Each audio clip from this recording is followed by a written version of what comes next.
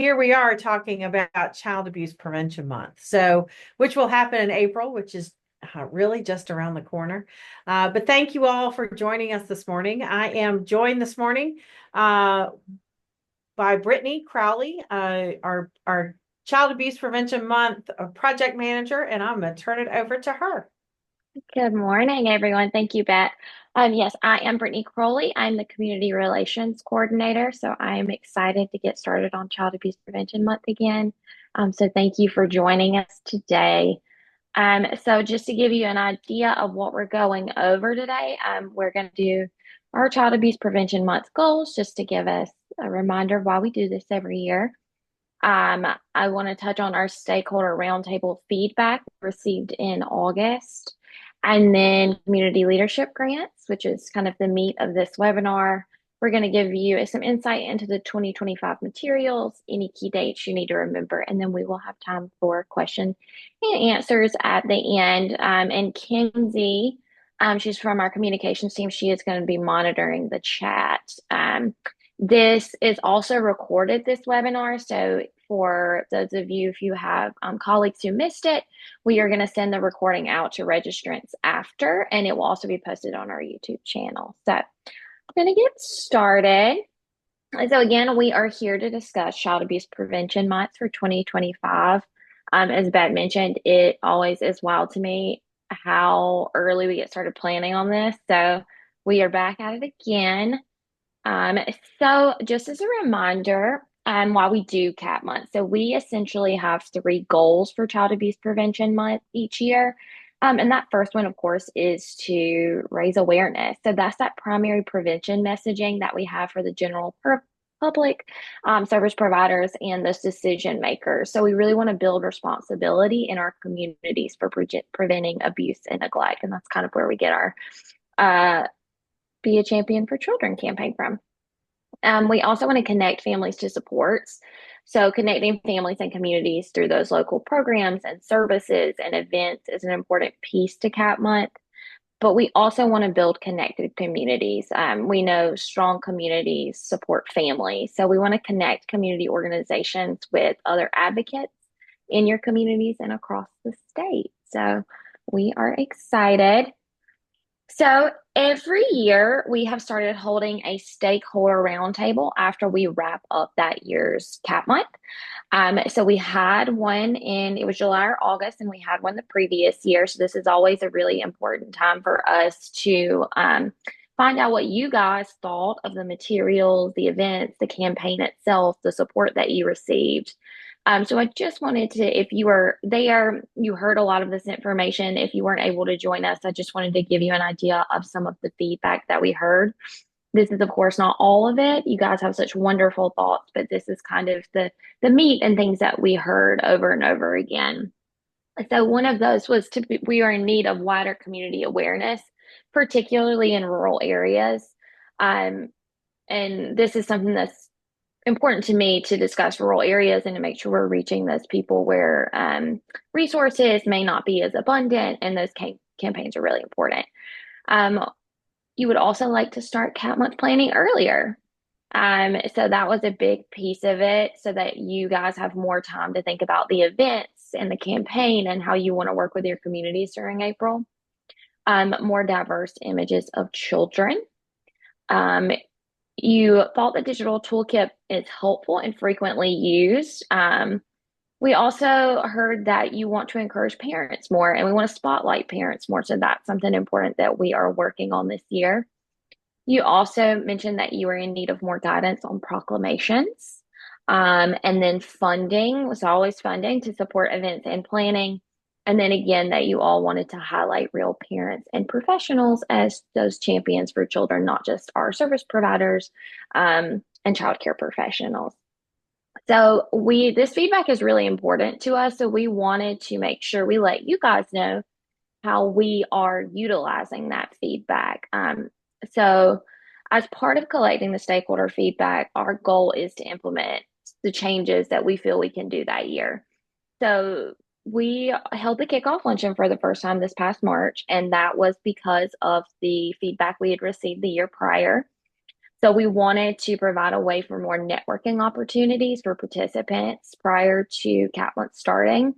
It was really great. I think everyone had a wonderful time. It was so great to see everyone in the same room together and really get everyone pumped up for Cat Month. So we will be holding this event again in March, and we'll give you a little more information about that later today.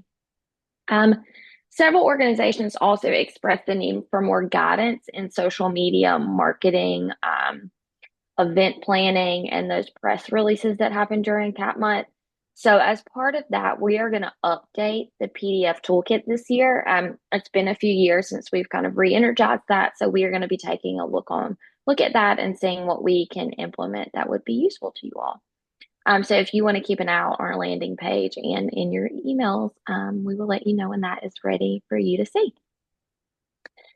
We are also excited to share, this is like one of our most exciting things, that we're going to include die cut pinwheel yard signs this year. So these will be in addition to our traditional prevent child abuse like yard signs. We have heard many times that you guys miss the pinwheels. And so last year we incorporated that back into the campaign. And so this is just a second step to that. So we're always looking for more ways to incorporate the pinwheel back into it. So we're very excited about these. Can't wait for you guys to see them. And then, of course, many of you also shared that you would like more time to plan and more funding for your Cat Month events. So as a result, we have updated our grant funding and timeline. This is actually one of the reasons we have held this webinar earlier than we have in previous years.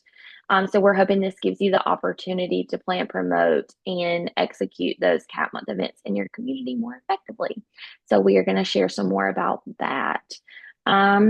So I'm going to turn it over to Bet, and she is going to share more about these community leadership grants. Thank you, Brittany. So as you all may, or as some of you may be aware, in the past few years, we have done a small, well, we've called them mini grants, and it's just been a small amount of money to help you with your, whatever you were doing in your, for your organization and with your constituency for Child Abuse Prevention Month.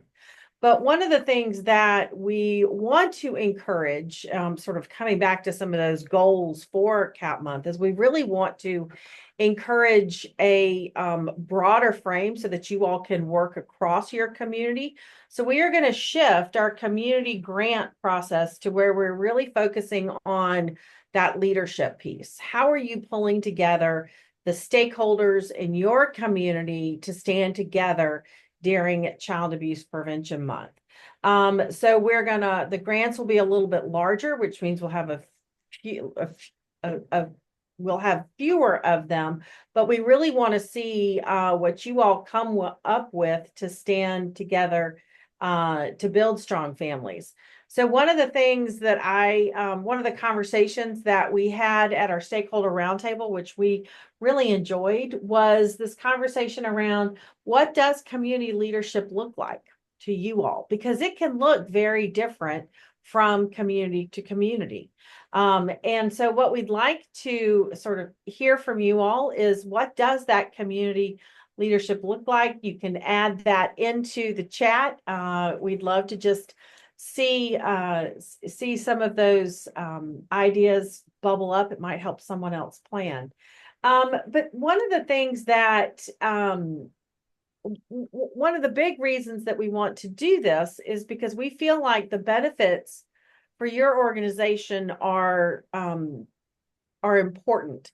It will help you strengthen that social safety net. The better the better connections you have across your community, the better you can catch families that need help. And building those relationships and that interconnectedness between organizations is incredibly important for families. It also, Cat Month, and by you standing in that leadership role, will help parents know where to go for help. Those community activities and messaging, and when you are saying them, parents then will see you as that, okay, well, these are the people in my community that can help, and y'all are in the helping business. And it will also raise your community profile. So you'll be seen as a leader and be invited into future community decisions and discussions. And that's that is to me the most important thing, is because we want what's best for children and families to be at every table. And you all are that messenger and leader within your community.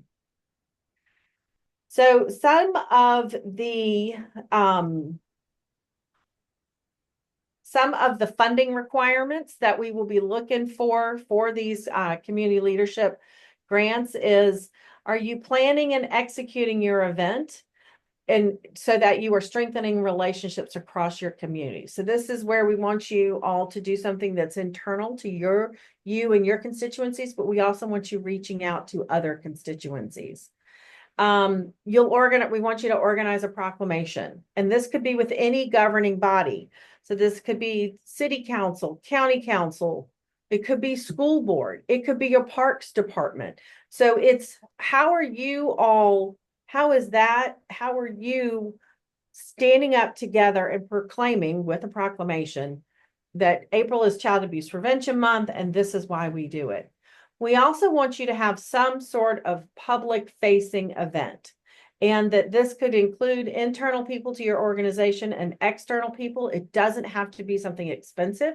It could be something as simple as, we're going to plant a pinwheel garden, or we're going to read the proclamation. We're going to read the proclamation and we're going to invite the press in. And we're going to talk a little bit in a minute about some of the other public facing events that have happened in the past that to us would sort of fit in this requirement. So some of the information that we're going to look for in that application, which we'll go through the timeline of the application, but is, how is your organization planning to lead Child Abuse Prevention Month in your community?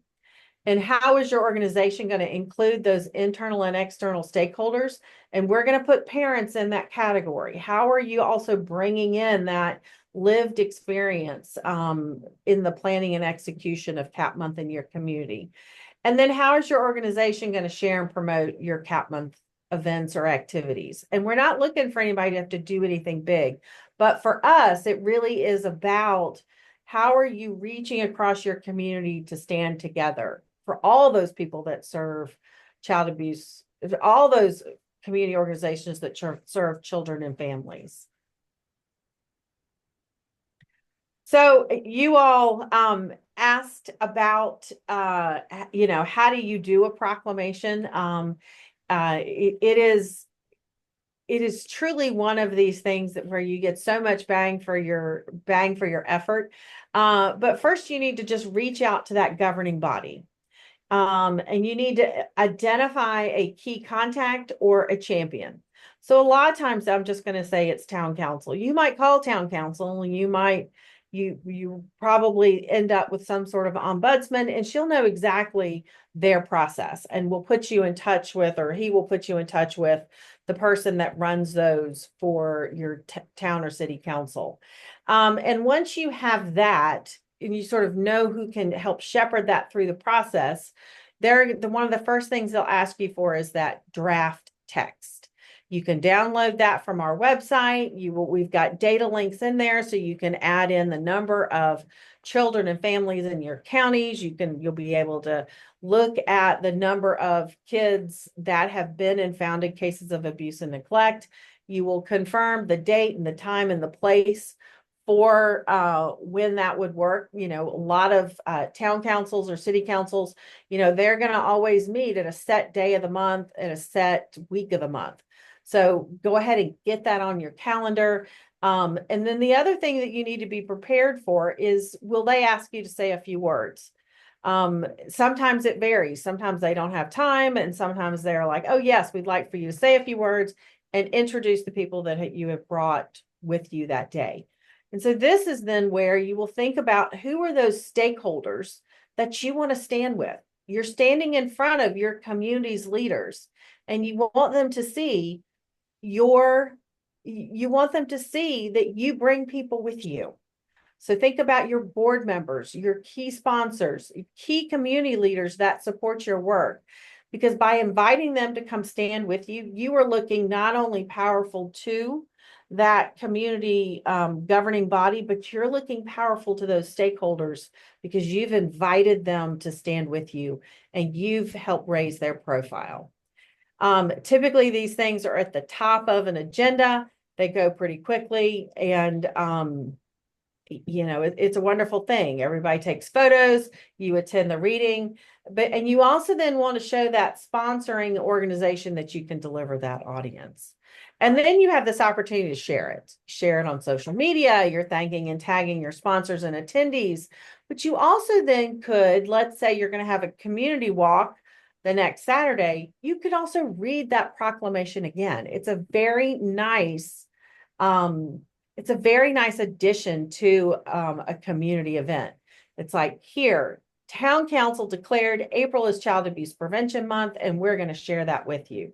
So it's a pretty simple process, but it's one of those that give you a lot of credibility, and it's just a really wonderful thing. On that draft text, it's draft. You're welcome to change it for your work and your organization and your partners. That's another one of those good activities to do with the partners to make sure everybody's good with the language and is saying what it needs to say. So we do, if you are going to do a proclamation, we do want you to coordinate your interest with us. We do measure how many proclamations are shared throughout the state, because it's a good opportunity for us to say, hey, we had a proclamation in every county, or we had 100 proclamations, whereas last year we just had 80. So that's a really good thing for us. And we always want you to share and tag Children's Trust in that in that work, because that helps us sort of say, hey, listen, all these people care about children. And this is our month to say that children and families should be at the center of all of our decisions and decision making. All right. I just want to pause a second. I love the things in the chat. Thank you. Everything from partnerships with local schools, prevention and activities, collaboration across sectors and organizations. When you think about where children and families touch in a community, you've got everything from the schools, the daycares, the libraries, you've got law enforcement, you've got it's this wonderful mosaic, and pulling those people together is what we really want to see. You've got bubbles, balls, and a parachute. It's this thing you all had with Clemson last year. That's wonderful stuff. And there's Sharonda Eagle, you asked if there's an alternative if you've already done a proclamation. You can always do a proclamation with another group. If you did it with city or town council, you may want to look at county council. You also could look at the school boards or recreation departments. Think about where families and kids are and who has influence in your community. It's also okay to do one every year. It's okay to do that reminder over and over and over again, because every year more kids are born, and they're with us for 18 years. And so it's okay to continue to do the same thing year after year. All right, I just want to share some of the really good examples that we've seen in community leadership, and these are varied examples. But Dorchester Advocacy Center orders a whole bunch of bulk materials from us, and then they distribute those materials to police departments, local libraries, and other organizations. And they have a community awareness lunch, and they really bring in all of their communities leaders and it's a really powerful luncheon, and we appreciate what they do.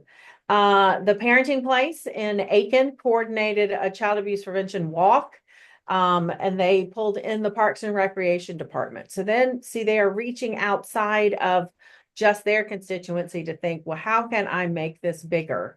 And how can I pull more people into my work? And then the D. Norton Low Country Children's Center, they do multiple proclamations and press events across multiple jurisdictions. So D. Norton is serving multiple counties and multiple cities, and they just they have these precedents, and they are very well run. Folks show up, the media shows up because they know they'll be able to get some really good coverage for a great community activity.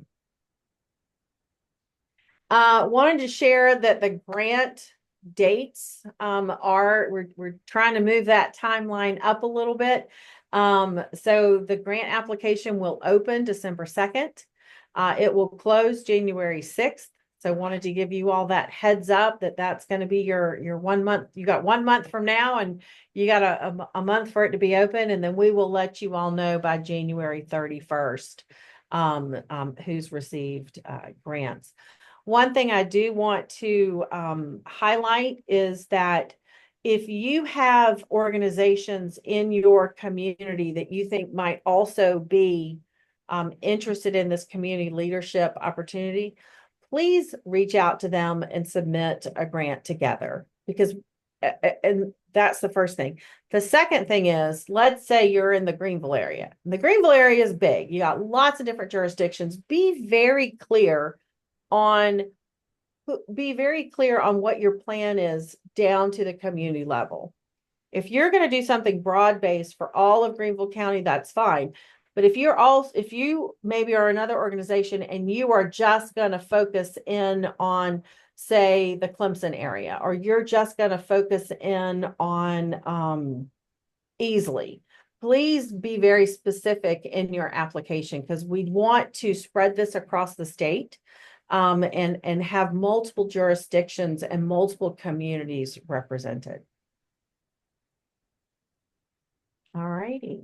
And if you've got questions, please add them in the chat. You can email any of us later. We'll include our, we'll have an opportunity to answer questions. So go ahead and put them in the chat if you've got them. All right. I'm going to turn it back over to Brittany. Thank you, Beth. Okay, so we are going to go over the support materials for Child Abuse Prevention Month.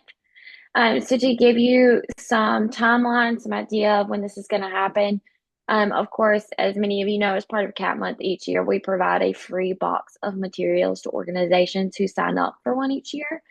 So that order form is going to go live in December. I don't have the exact date yet, but if you will keep an eye out on the CAP Month emails, and our social media will announce when that is open. So make sure you get your order in, because that order form will close in February.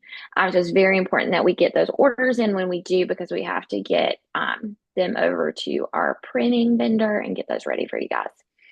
And then those materials will ship around mid-March. So to show you what's going to be in the box, we are going to tweak a few things from last year, not a ton, but we are going to tweak some things. So the protective factor bookmarks will be included this year again. These may look a little different this year. We haven't finalized the design, but we are taking into account some of the feedback we received on these, and it seems as if you all do love them, so we are excited to include them again. And of course, as always, those will be in English and Spanish on one side, so we're happy about that. We will be including our SC Parents cards again this year.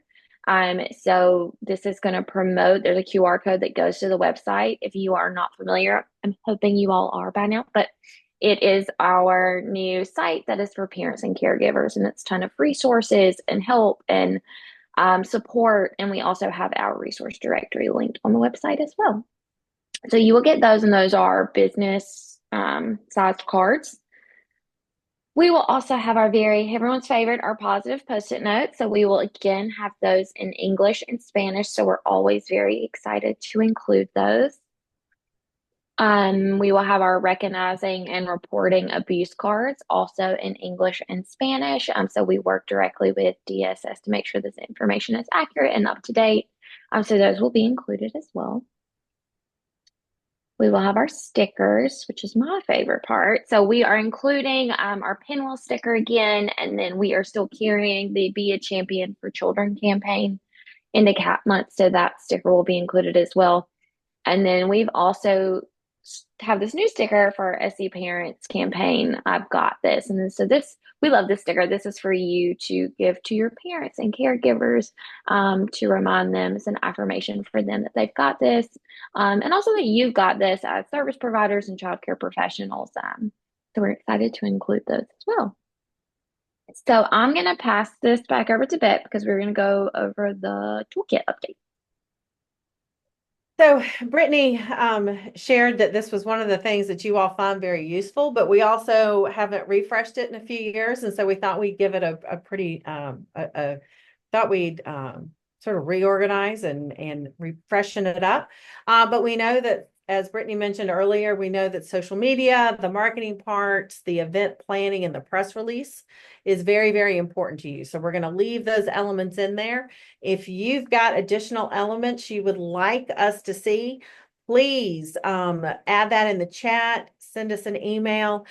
We can make this, this is a PDF that is downloadable on the website. So you all can download it, use it with your planning committees. If you've got some key volunteers that help you with CAP month, this is a great thing for you to hand them to help you all plan your events. The other thing that is important to us is that we make it easy for you to talk about Child Abuse Prevention Month. So we'll make sure that all that good language around promotion is we'll make sure all that good language and that good language is in there.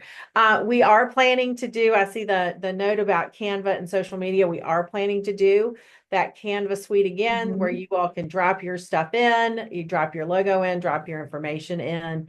And it's just, Canva is such a gift for organizations like ours, where we can so easily share. You all can use them and it doesn't, nobody has to have a degree in Adobe Acrobat.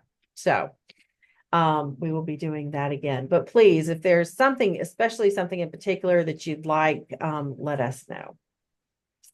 The other thing that we heard from you all and we think is great, but is the pinwheels. And as y'all know, we quit including pinwheels in the box several years ago. It was just a financial decision, and we heard from you all that you use them again. And so if you need to order pinwheels, we're working to streamline that this year. We will have a log. You just need to email us. We'll give you that login. You will order the pinwheels directly. You'll use your credit card, and it'll be so much easier than having us as that go-between. But that link will also be available on the website as soon as we get it from our vendor at Prevent Child Abuse America. So we wanted to facilitate that this year and are looking forward to the pinwheel yard signs as well as the pinwheels. So, and then I am going to turn it back over to Brittany to talk about some of our upcoming events. All right. So as we mentioned, we will be doing the CAP Month kickoff luncheon again this year. So that we have reserved the date. So if you can save the date, it will be Thursday, March 20th. So it's around the same time as it was last year. We will also be holding it at Stone River again, which we're very excited about. So registration for that event will open in February.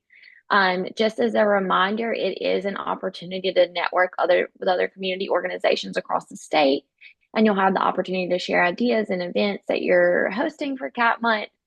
So it is really, we all had such a wonderful time, and it was so great to see the enthusiasm in one room for CAP Month.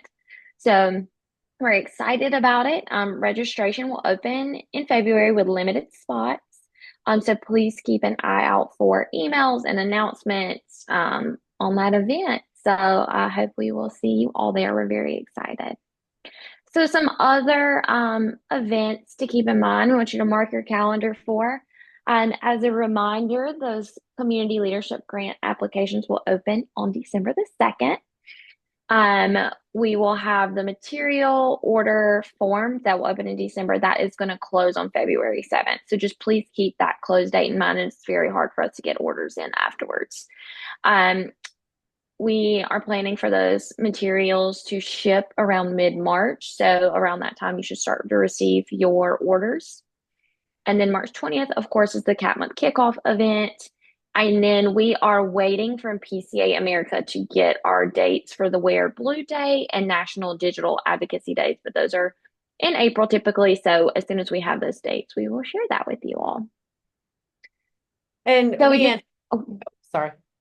no, go ahead. We also anticipate we'll have a press conference with the governor again, and we'll let y'all know that date. If any of Mhm. y'all are able to come to Columbia, we'd love to have you stand with us. But as soon as we have that, we will. That typically doesn't get scheduled though until the last minute. So Yes. And we just wanted to take a moment to recognize our supporting partner in this work, which is DSS. We would not be able to do this work without their support, so we appreciate their partnership, and we just wanted to give them a moment for that. So thank you again to DSS. And then we've celebrated 40 years. But do you want to talk about this? sure, we are wrapping up our 40th anniversary. And so for us, we're, for many of you all may know that Children's Trust is the organization we are today is the result of a merge between three other organizations. And we are really proud of the work you all do to make South Carolina a good place, a great place for kids and families. So we enjoy this celebration with you all. So thank you.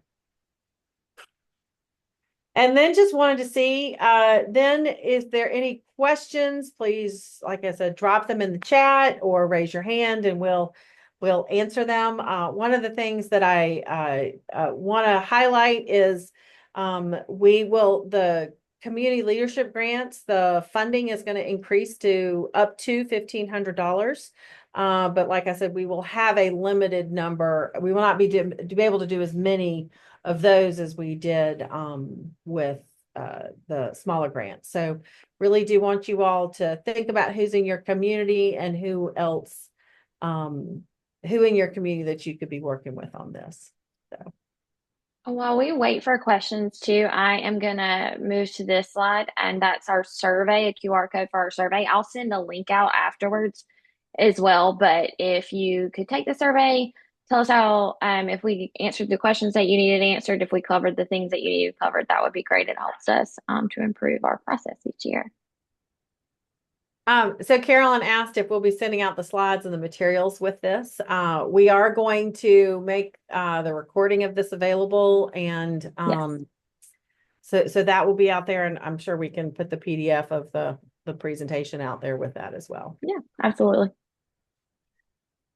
Well, we do thank you all for coming today. We thank you for what you do in April, but most of all, we thank you for what you do year round. So it takes, it's an old saying, but it does take a village, and we are really proud y'all are part of our village with us. Yes, thank you guys. Thank you. So Lisa asked about changes in the monetary. There will be those monetary changes, but we will be asking some of those questions that we identified in terms of what are you doing in terms of community leadership? But the grant application will not be onerous. It's just going to be, we're probably adding in a couple and that's it. Yeah, the questions are just going to be a little different.